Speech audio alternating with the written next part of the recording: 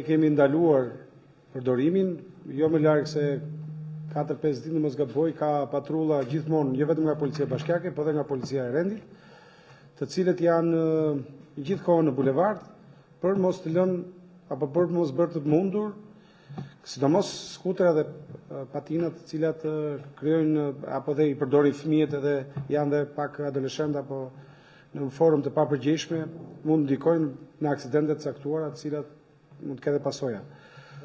Policia Bashkiake është gjithkohën prezent në bulevardin e qytetit, por megjithatë unë bëj thirrje se këtu ka nevojë për pak ndërgjegjësim nga banorët.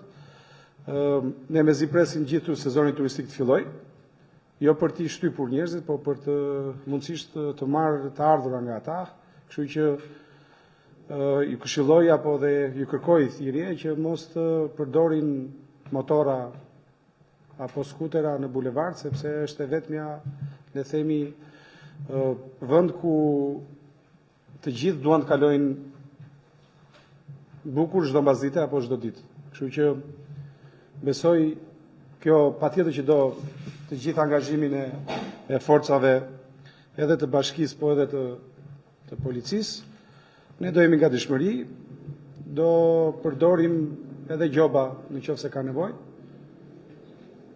Për më tepër që tani Policia Bashkiake ka marrë dhe gjobat në, le të themi, zyrtarisht, por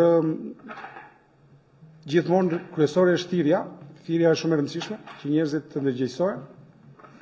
Kjo situatë ndodh edhe me mbetjet urbane, sidomos tani që gjithë bëhen gati për të rregulluar ambientet e tyre dhe gjitha ambjentet i hedhin vend e pa vend. Edhe ne ndonjëherë na e bën të pamundur që të shërbejmë në kohë, por duke u bërë një thirrje shumë e rëndësishme, turizmi nuk bëhet vetëm brenda shtëpisë, bëhet edhe jashtë saj. Dhe do i kërkoj atë gjithëve që të kenë pak vëmendje. Është më mirë të thrasin institucionet e bashkisë, firmën e pastrimit, ndërmarrjen e shërbimit, që të vendu marrim aty ku i kanë, sesa t'i hedhin në vende pa vende.